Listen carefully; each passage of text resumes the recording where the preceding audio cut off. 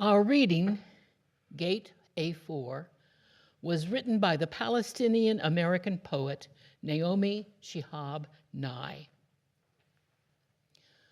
Wandering around the Albuquerque airport terminal after learning my flight had been delayed for 4 hours, I heard an announcement. If anyone in the vicinity of Gate A4 understands any Arabic, please come to the gate immediately. Well, one pauses these days, but Gate A4 was my own gate, so I went there. An older woman in full traditional Palestinian embroidered dress, just like my grandma wore, was crumpled to the floor wailing. "Help," said the flight agent. "Talk to her. What is her problem? We told her the flight was going to be late and she did this." I stooped to put my arm around the woman and spoke haltingly, and the moment she heard any words she knew, however poorly used, she stopped crying. She thought the flight had been canceled entirely, and she needed to be in El Paso for major medical treatment the next day. Once again, speaking in Arabic, I said, "No, we're fine. You'll get there, just later." "Who's picking you up?" "Let's call him." We called her son, and I spoke to him in English. I told him I would stay with his mother till we got on the plane and ride next to her. She talked to him. Then we called her other sons just for the fun of it.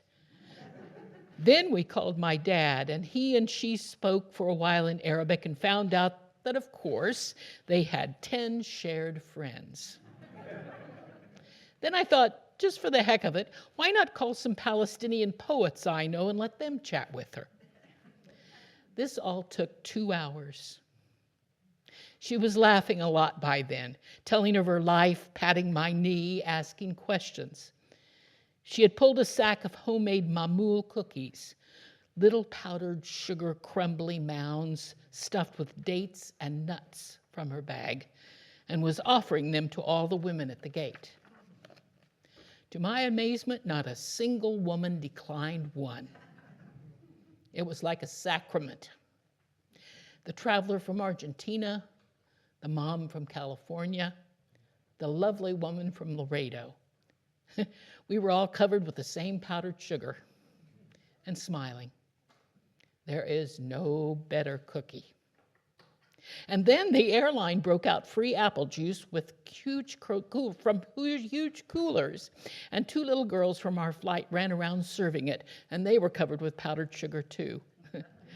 And I noticed my new best friend, for by now we were holding hands, had a potted plant poking out of her bag, some medicinal thing with green furry leaves.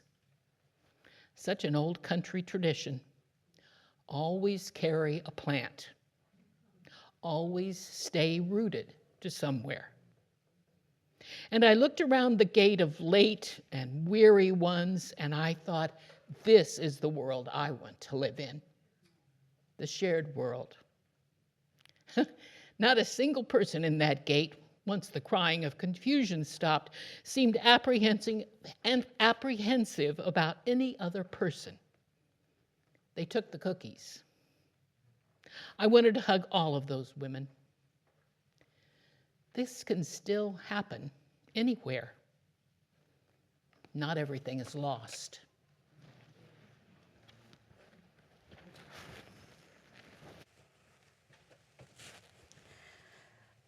That reading is harder than it sounds. Very well done. Very well done.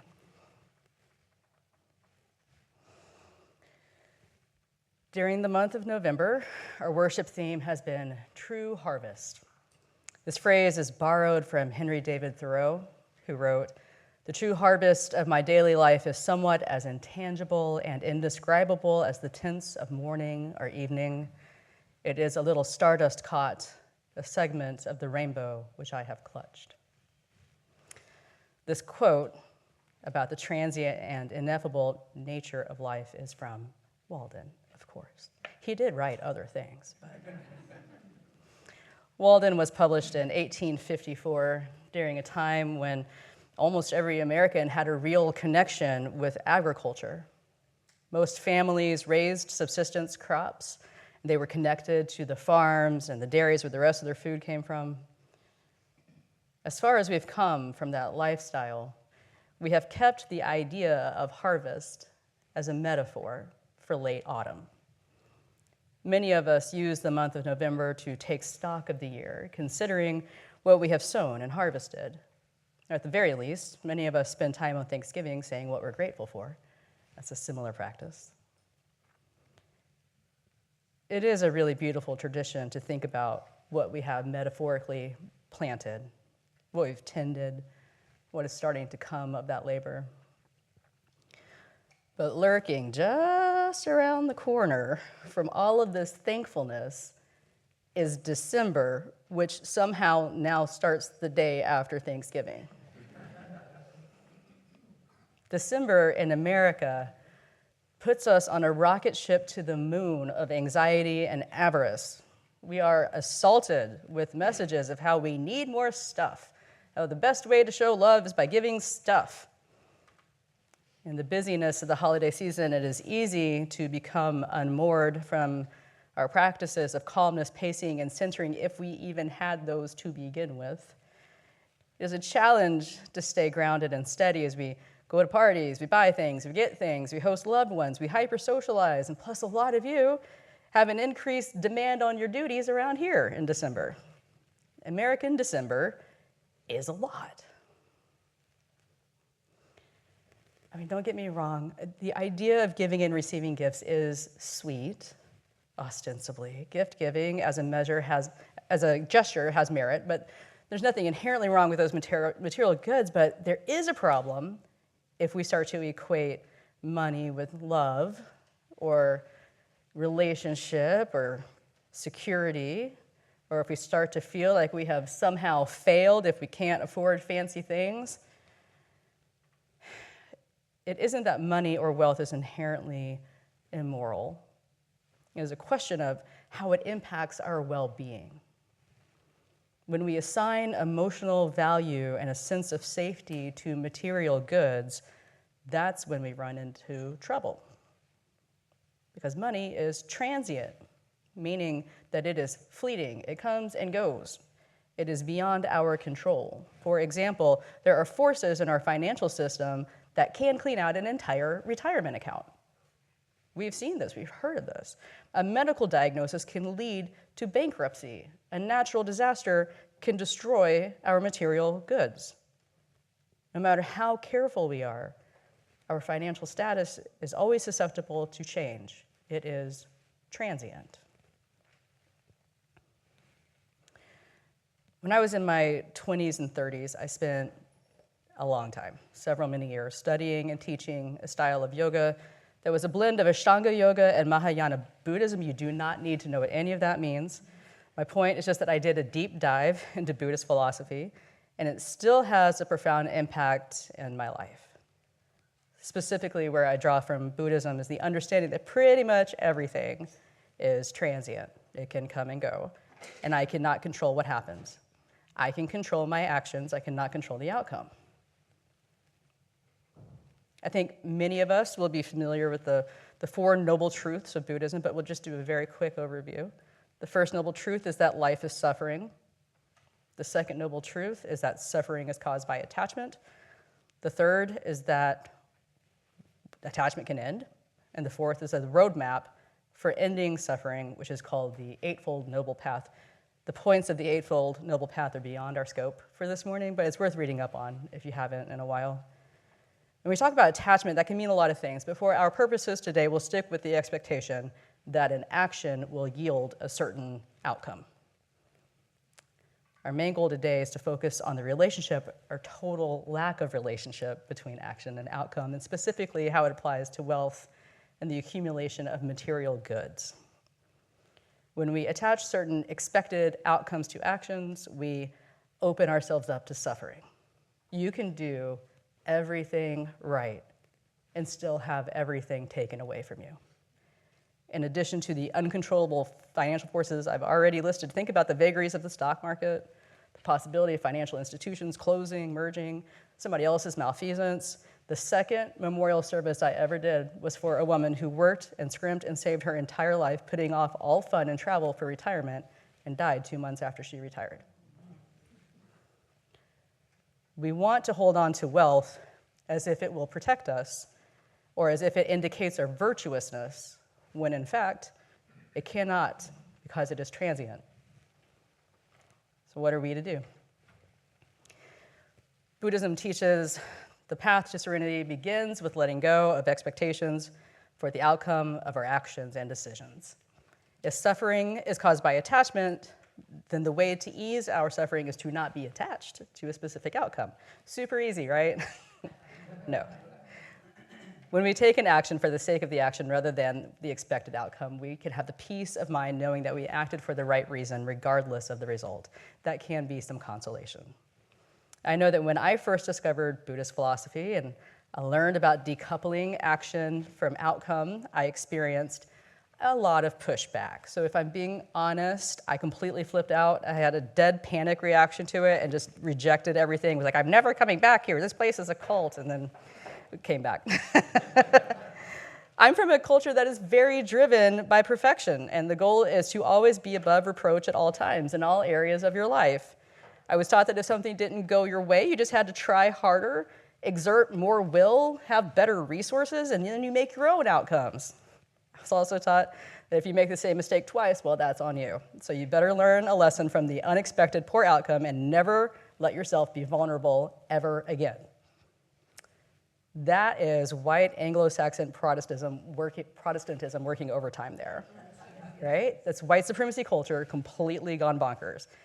This type of worldview is ultimately impossible. It's damaging, it's exhausting. Ultimately, it's not real. I found that Buddhist philosophy compelling enough to keep going back to the yoga studio and learning, even though I wasn't fully ready to accept it, leaving mad and kind of stomping out for, honestly, probably over a year. And after I ran through all of my defense mechanisms and I opened up to the idea that suffering is caused by attachment and we don't have a say over outcomes, but we do have a say over our attachments, it brought me so much relief. It took years of being immersed in these ideas, and frankly, I had some growing up I needed to do. I had to get out and experience more of life's curveballs, fastballs, screwballs, what even was that balls, and realize that I don't have control over much. Honestly, all we can ever really control is ourselves, and sometimes even that's a little bit shaky, right? When we attach our identity, our sense of security to something as fickle as wealth, we are on the road to disappointment and suffering. But we live in a capitalist society, and that means that our orientation to life is filtered through the lens of capitalism. Our entire culture is based on the acquisition of material wealth and stolen land. Just think about how we identify ourselves with our professions. When someone says, "What do you do?" we say, "I'm a teacher, I'm a physician, I'm retired," right? I wonder what would happen if someone said, "What do you do?" and you responded with, "Well, I try really hard to center kindness in every interaction." Right? Or someone said, "What do you do?" and you said, "I feed squirrels and it makes me so happy." Right? Or "I love sunsets and I try to slow down enough to see at least 3 of them a week." Could you imagine the reaction that you'd get? But really, if you think about it, aren't those a better indication of who you are than saying what you do for money? You strip away the layers of American culture, capitalism, white Anglo-Saxon Protestant nonsense, white supremacy nonsense, and we can find our true identities. We are not the things that we do. We are not the emotions that we feel. We are certainly not our jobs. These are attachments. They are not who we are. If we were these things, we would not be able to observe them. Buddhism teaches that we are the part of us that makes the observation, not the transient experience that we observe. The true harvest of our lives is much the same as Thoreau postulated all those years ago. To paraphrase, it is somewhat as intangible and indescribable as the tints of morning or evening. It is a little stardust caught, a segment of the rainbow that we may clutch. What he means is that ultimate value in our lives is fleeting. It's not designed to last. And friends, there's a reason why this sounds like a through line to Buddhism. It is. Thoreau and the other transcendentalists were practically obsessed with Eastern philosophy. They were looking for remedies to the same wounds that I encountered from white Anglo-Saxon Protestantism, and I'd wager a lot of us here have those same wounds, even if you were raised Catholic, even if you do not identify as white. You may still have those wounds because you are still a part of American culture that's grounded in those vagaries, those transient identities. The true measure of a person's success is not what they have accumulated or what they can afford to buy a loved one or how they have shown, but it is how they have shown and received love. I think specifically of those car commercials. I think those are the ones that upset me the most. The people with these like smug, satisfied grins driving recklessly through snow. And then it's like, this holiday, show someone you love them. I'm like, how about you get a normal car and drive like a normal person to show someone that you love them? The true measure of our lives is how we have shown and received love, and it doesn't involve commerce. Those other ideas about a person's material goods being linked to their goodness or their worth as a person, those are the invention of a very specific branch of Calvinism in Christianity. During the Industrial Revolution, they made work a virtue, and they made wealth a visible sign of piety to drive people into the factories. It's not real. It's just been around a long time, but it's not real. Actions do not always yield their intended outcome, so how could it possibly be true that wealth equals goodness or security? There are other ways to live, other harvests to be connected with. And as we come into this last stretch of what may be the longest year on the books, 2025, I hope that you're able to look back over the year with an expansive sense of what you are harvesting. I hope that there are times that you got what you wanted and times that you drew material wealth to you. But I also hope that you can look back at the times where you didn't get what you wanted and you can see how you grew from that. I hope that you find experiences in which you were satisfied and not a single dollar was exchanged. The true harvest of our lives is not anything material, but moments that we have shared with others that draw us deeper into ourselves and into the mystery of being alive.